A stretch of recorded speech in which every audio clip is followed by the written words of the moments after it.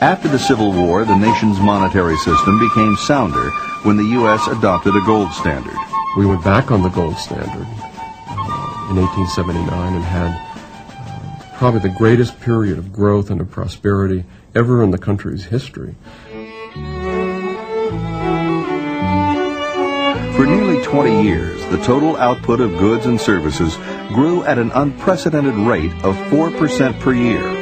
The reason being that with a sound money and without the ability to manipulate the interest rate, we had a lot of genuine saving and investment, which then led to more capital goods and higher labor productivity in the United States. In the midst of this prosperity, the big industrialists and financiers were plotting to expand their empires with the help of government. With the passage of the Interstate Commerce Act of 1887, the large railroads succeeded in blocking their smaller competitors through regulation. The ICC was put in place in order to protect the railroad owners from competition. Okay? It was not the case that it was going to protect consumers or shippers. In fact, consumers were hurt because ultimately, with higher railroad rates, they were forced to pay higher prices for the goods and services that were shipped across the country. By 1896, they were poised to do the same thing with the banks. Two camps emerged as leaders in this economic war. They were led by J.P. Morgan, the world's most powerful private banker, and John D. Rockefeller, the oil tycoon. Morgan and Rockefeller were great adversaries, but despite their business differences, they both favored a central bank. They wanted cheap credit and an inflated money supply to finance the expansion of their empires. Together, they led the campaign to sell the idea to the American public, which later led to the founding of the Federal Reserve. If the American people got wind of the fact that this bank was not in their interests, okay, if in fact they understood that it was in the interests of the financial elites who would use it to inflate the money supply and in doing so increase their own revenues, there would have been hell to pay. The legislation would have never passed under those conditions. So it had to be sold to the American people as a way of making their currency more elastic. The bank reform campaign received a boost in 1907 when there was a run on some of New York's biggest banks thanks to their fractional reserves. Panic spread among depositors who got wind of the bank's insolvency and tried to withdraw their money. The Knickerbocker Trust failed, and two other institutions went to the brink of bankruptcy despite a $35 million bailout from J.P. Morgan. Wall Street swiftly adopted the fear of bank failures to sell the idea of a central bank, or lender of last resort, to the American public. And so the Federal Reserve was to be the lender of last resort. In case any bank got into trouble, they wouldn't have to worry. They'd get the cash from Washington, D.C. The question is, however, whether it is really desirable to have such a thing as a lender of last resort.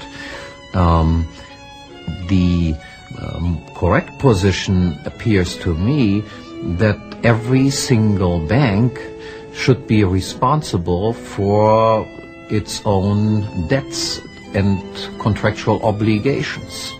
And if banks, through imprudent policy, then go bankrupt, this should not be considered a bad thing, but in fact considered to be a magnificent thing, because bankruptcies, the danger of bankruptcies, is precisely what makes banks adhere to sound policies. Bank runs and failures continued at an alarming rate. In 1908, the National Monetary Commission, headed by John D. Rockefeller Jr.'s father-in-law, Senator Nelson Aldrich, was set up to push for a central bank.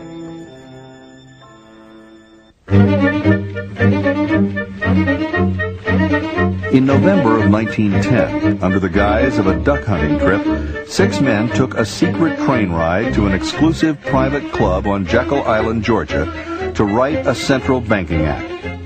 The classified gathering read like a who's who of American banking. There were 2 Rockefeller men, Aldrich and Frank Vanderlip of the National City Bank of New York, 2 Morgan men, Henry P. Davidson from Morgan Bank, and Charles D. Norton, president of Morgan's First National Bank of New York. Paul Warburg, a Kuhn Loeb partner, and Assistant Treasury Secretary A.P. Andrew, who was friendly to both camps. They spent a week at the luxurious club as Morgan's guests, crafting the proposals that would form the basis of the Federal Reserve System. It would be 3 years before their vision was realized. Just before Christmas 1913, the Federal Reserve Act was passed by Congress and signed by President Wilson. It established a Federal Reserve System to oversee monetary policy and regulate the commercial banks. It's no coincidence that the Federal Reserve System was established by the Wilson administration. This was the height of the Progressive era, a time of tremendous government expansion and of special interest deals in Washington. There are 12 regional reserve banks concentrated in the East and the Midwest. The Board of Governors of the Federal Reserve controls and coordinates their activities. The board is made up of 7 members appointed by the President. Even though there were 12 regional banks, Wall Street soon ran the show. As president of the New York Fed, Morgan protege Benjamin Strong seized control of the board's Open Market Committee operations. Strong would remain the dominant force at the Fed until his death in 1928. The Federal Open Market Committee, now based in Washington, directs the Fed's most important instrument of monetary policy, the purchase and sale of government securities on the open market. To increase the supply of money and credit, that is, to inflate, the Fed buys government securities from a few hand-picked firms with newly created money. To tighten money and credit, the Fed sells securities. In this, it can act on its own discretion. Every government wants the ability to create new money. Okay? It's an alternative to raising taxes. Taxes, as we said, when they're raised, tend to evoke a lot of resistance among the public. It's much less painless to increase the money supply. The effects, the negative effects, don't occur until 6 months, a year, 2 years later, at which time the increasing prices can be blamed on other factors, the weather, speculators, and so on. Another device the Fed uses to control the amount of money in circulation is setting the discount rate. This is the interest rate charged to member banks when they borrow short-term from the so-called discount window.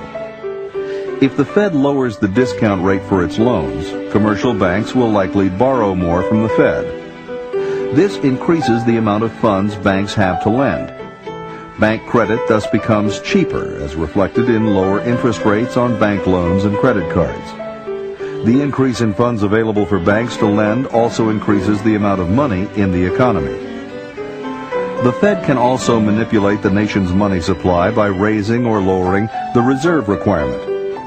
Banks are required to set aside a percentage of their deposits as reserves to meet depositors' demands.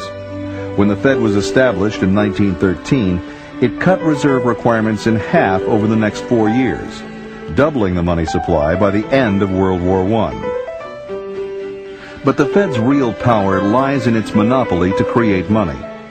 Although the U.S. was still on the gold standard in 1913, it was quickly eroded as the Fed continued to expand the money supply. The first step was backing Federal Reserve notes by only 40% in gold, allowing the money supply to be increased 2.5 times. The inflationary effect of fractional reserve banking was also heightened by the central bank. The commercial banks are permitted to create checkbook money on top of Federal Reserve notes.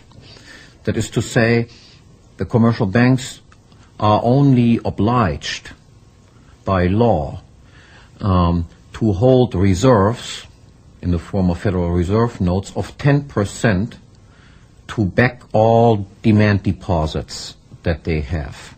90% of their demand deposits are backed by nothing. When we are successful, and we will be, we have a real chance at this new world order.